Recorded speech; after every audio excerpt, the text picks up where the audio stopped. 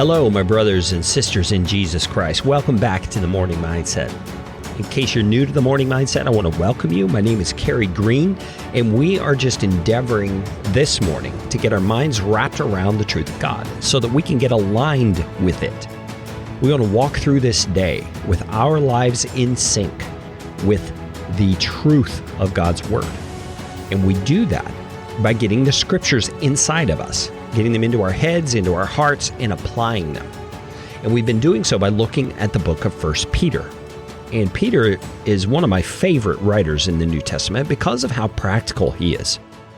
And he has gotten to the core of the Christian role in this world in the last two chapters, chapters 2 and chapter 3, by talking about the role of submission. And he draws his example from that of Jesus Christ.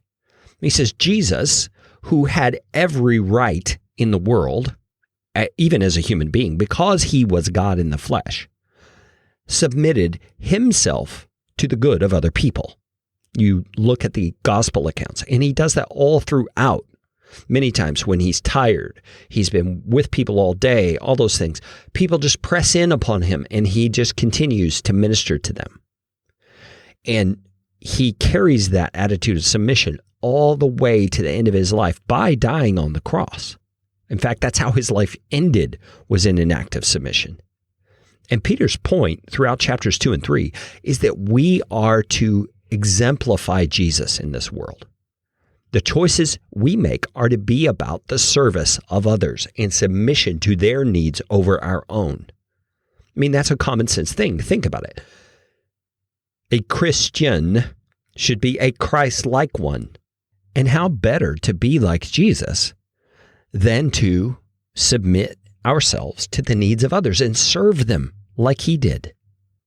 And we're looking specifically at how that looks for husbands. I'm going to read verses 7 and 8 of chapter 3 once more and let you hear them. Actually, this is just verse 7. He says, "Likewise, husbands, live with your wives in an understanding way," which we talked about yesterday, "showing honor to the woman as the weaker vessel, since they are heirs with you of the grace of life, so that your prayers may not be hindered."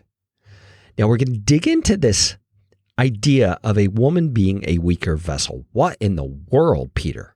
What are you talking about? That sounds so insulting.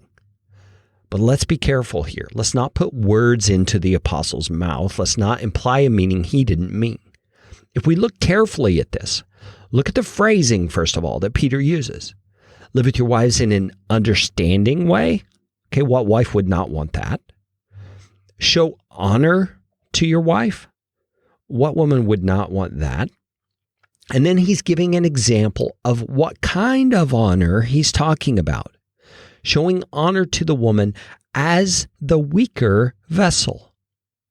Okay, let that sink in for a moment and don't let your head fill up with all these definitions of weaker yet. But recognize that, first of all, he's talking about weaker in the context of showing honor. Okay? This is a good thing. Peter intends this in a good way, so we need to strive to understand what that means. And if we are able to dig into the meanings of the words in this sentence, and we look at the original language, which is Greek, the word for weaker that Peter uses here means delicate,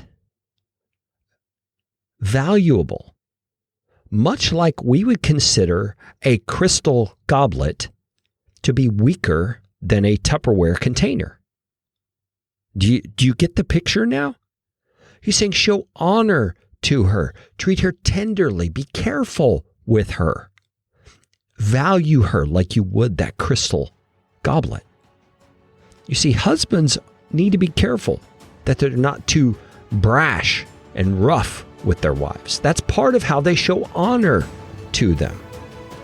So when he says weaker vessel, he's not saying women are less than. In fact, he's saying the opposite. He's saying there's something to be cared for and treated as a thing of great value, and actually not as a thing, but as a person of great value. And in the next part of the verse, he's going to talk about exactly how much value that really is. So men, don't go away. And women, I think this will be encouraging to you as well. So join me again tomorrow.